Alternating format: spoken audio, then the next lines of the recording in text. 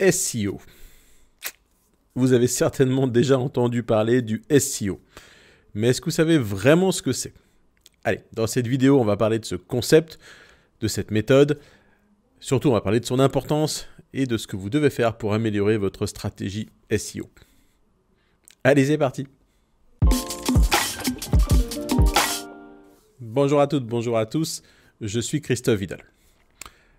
Alors le SEO, eh bien, c'est l'une des principales stratégies de marketing digital, de marketing numérique. Et c'est facile de comprendre pourquoi. Tous les jours, des milliers, voire des millions ou des milliards de pages sont publiées sur Internet. Et les moteurs de recherche comme Google eh bien, vont indexer, naviguer sur ces pages puis les indexer pour qu'elles puissent être trouvées par des personnes qui vont taper des requêtes dans les moteurs de recherche. Alors qu'est-ce que vous pouvez faire pour faire en sorte que votre page se distingue au milieu de ces millions d'autres pages et qu'elle apparaisse en tête des résultats? Eh bien, c'est ça le SEO, Search Engine Optimization. Allez, je vous explique un peu plus tout ça en détail. Donc, Search Engine Optimization, Search Engine, moteur de recherche, Google, Bing, Yandex, Baidu, Optimization, optimisation. Le SEO, ce sont donc toutes les actions, les stratégies qu'on va pouvoir mettre en place pour optimiser notre site pour qu'il soit bien référencé dans les moteurs de recherche. Alors, qui dit moteur de recherche dit algorithme. Donc, le SEO, ce n'est pas forcément la capacité de comprendre dans le détail l'ensemble des algorithmes, mais c'est en tout cas de savoir comment on va pouvoir mettre en place des techniques et des contenus qui vont, entre guillemets, influencer les algorithmes pour faire en sorte que nos pages viennent se positionner dans les meilleurs résultats. Pour commencer, on va essayer de comprendre comment tout ça fonctionne. Alors tout d'abord, on va rappeler que dans le référencement, le SEO, ce qu'on appelle le référencement naturel, il y a trois acteurs. Le premier acteur, c'est l'internaute, qui à un instant T vient saisir une requête sur son moteur de recherche, que ce soit Bing, Yandex, Baidu, Google ou d'autres. Le deuxième acteur, eh bien, c'est le moteur de recherche en lui-même. Et le troisième acteur, eh bien, c'est vous, l'éditeur de site. Alors, quand une personne vient saisir une recherche dans le moteur de recherche, par exemple, quelles sont les meilleures chaussures de running, cette personne, elle souhaite tout simplement que Google lui donne les meilleures réponses possibles, la meilleure réponse par rapport à sa question. Elle cherche tout simplement à avoir la réponse qui correspond exactement à son besoin. Alors, comment ça fonctionne derrière, dans l'arrière-boutique de Google, pour donner cette meilleure réponse? La première chose qui se passe, c'est que Google dispose de ce qu'on appelle des robots qui viennent indexer l'ensemble des sites du monde entier. Alors, qu'est-ce que c'est l'indexation? C'est en quelque sorte un recensement de toutes les pages qui existent sur Internet. Donc pour ça, les robots naviguent sur les différents sites, puis les indexent et les stockent dans des grosses bases de données. Une fois que les différentes pages sont indexées, eh bien, il vient rentrer en jeu les algorithmes de ranking, les algorithmes de positionnement. Donc ces algorithmes vont venir en fonction de plusieurs centaines de critères, classer les pages les unes entre les autres pour finalement faire ressortir les pages les plus pertinentes et pouvoir donner les meilleures réponses à l'internaute quand il veut se connaître les meilleures chaussures de running. Notre job en termes d'optimisation SEO, c'est donc de venir mettre en place l'ensemble des processus de manière à faire comprendre à Google que notre page et que notre contenu est la plus adaptée à la recherche de l'internaute. Bon, normalement, vous comprenez pourquoi le SEO c'est important.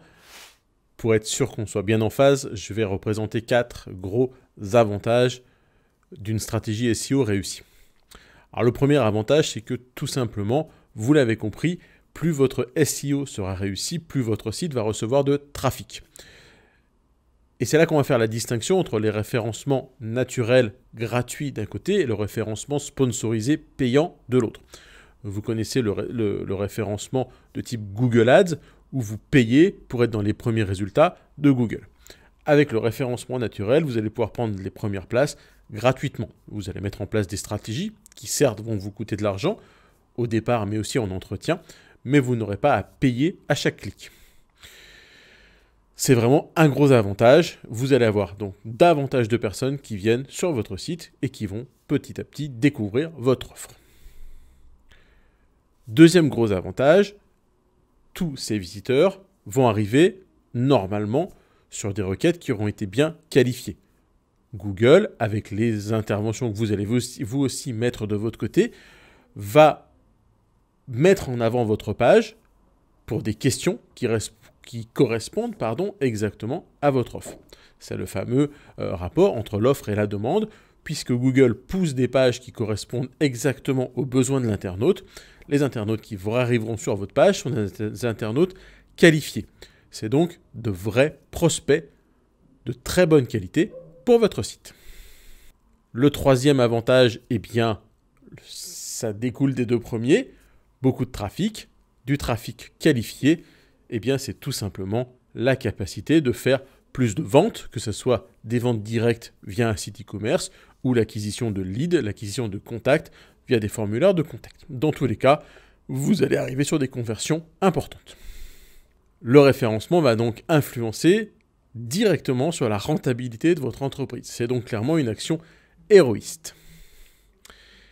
Et enfin, le quatrième dernier avantage, le référencement naturel, le SEO, va permettre de renforcer la réputation de votre marque. En effet, quand les premières pages arrivent, quand votre page arrive dans les premiers résultats de Google, c'est clairement pas le fruit du hasard. Les algorithmes ont mis là les pages qui répondent le mieux et donc entre guillemets les meilleures entreprises. Donc les gens qui vont découvrir votre site dans les premières positions de Google auront forcément une meilleure image de vous et ça va renforcer votre réputation. On a, c'est vrai, l'habitude de plus faire confiance aux résultats qui sont dans les premières positions que ceux qui sont plus loin.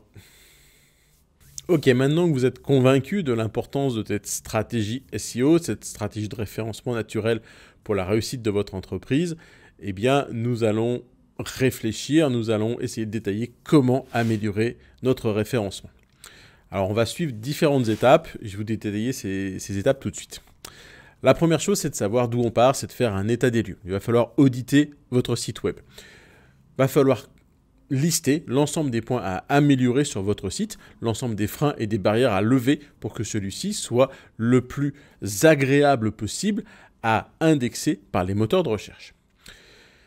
Alors pour ce faire, vous pouvez utiliser un outil de la suite SEMrush, l'outil audit de site web qui vous donnera vraiment un maximum d'infos. Ok, une fois qu'on a mis de côté les barrières techniques, il va être temps de commencer à réfléchir à la stratégie de contenu. Cette stratégie de contenu, elle va concerner les 3 prochaines étapes. La première chose, c'est surtout de comprendre qu'on ne doit jamais créer un contenu au hasard. Ça serait clairement se lancer dans une stratégie SEO, une stratégie de contenu inefficace. On va devoir donc comprendre et analyser, faire la cartographie de nos cibles, les fameuses buyer persona en termes de marketing. On va donc définir 2, 3, peut-être un peu plus, profils types de nos clients, de nos prospects, et on va réfléchir l'ensemble de nos actions SEO en se plaçant dans la peau de nos cibles, dans la peau de nos buyer persona. Si vous avez déjà fait un petit peu de marketing, vous avez forcément déjà entendu parler de cette notion de buyer persona.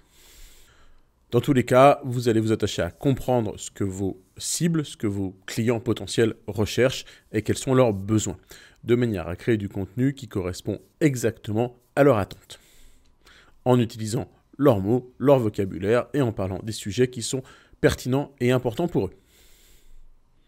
En s'appuyant donc sur cette stratégie de buyer persona, vous allez passer à la deuxième étape qui est la stratégie de mots-clés en tant que telle, la recherche des expressions clés sur lesquelles vous allez essayer de venir positionner les différentes pages de votre site internet. Vous allez donc effectuer une recherche des mots-clés sensibles, pertinents, essentiels pour votre cible, pour vos personas. Vous allez comme ça pouvoir découvrir de nouveaux sujets, de nouvelles requêtes à aller explorer et vous allez idéalement venir rechercher différents types de requêtes, différents types d'intentions en partant des informations, des recherches de type informationnel et en allant de plus en plus vers des requêtes qui vont avoir un fort pouvoir de conversion pour générer du chiffre d'affaires. Là encore, SEMrush va nous aider pour réaliser cette étape de stratégie de mots-clés avec l'outil SEMrush Keyword Magic Tool. Vous verrez, comme son nom l'indique, c'est un petit peu magique. Une fois qu'on a bien défini nos personas, qu'on sait les sujets qu'on va devoir attaquer et les expressions clés qu'on va venir rechercher, expressions clés qui seront plus ou moins concurrentielles et plus ou moins porteuses de trafic, mais qui dans tous les cas auront des objectifs visant à transformer l'internaute, de transformer nos buyer personas depuis l'étape de prospect à l'étape de client, eh bien on va devoir créer et surtout optimiser ces contenus. Là aussi, on va avoir des outils qui vont pouvoir nous aider dans SEMrush. Rappelez-vous là aussi que rien ne se fait au hasard. Un contenu optimisé pour le SEO est un contenu qui va suivre un certain nombre de règles et qui va intégrer un certain nombre de mots pour que le champ sémantique de votre contenu corresponde exactement à ce que Google attend pour bien vous positionner dans les premiers résultats.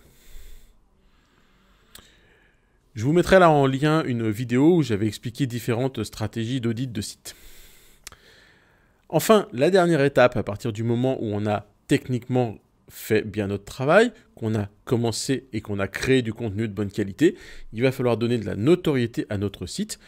Pour obtenir de la notoriété, eh bien, il va falloir obtenir ce qu'on appelle des backlinks de qualité, qui sont des liens qui vont partir d'un site externe, qui vont arriver vers votre site.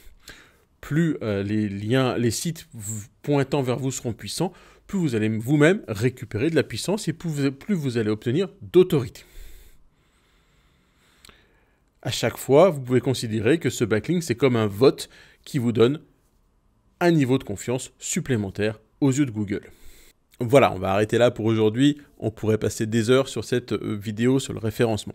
En tout cas, j'espère que ça vous a plu et surtout, j'espère que ça vous aura donné une bonne vision globale de ce que c'est que le référencement et des actions que vous pouvez mettre en place sur votre site pour mieux vous positionner dans les moteurs de recherche. Si ça vous a plu, eh bien, je vous invite à vous abonner à la chaîne, à activer les notifications pour être sûr de ne louper aucune de mes prochaines vidéos. N'hésitez surtout pas à me laisser des questions ou des commentaires, j'y répondrai avec plaisir. Et puis je vous laisse consulter une autre vidéo pour obtenir des conseils SEO pour les nouveaux sites internet. Allez, à très vite!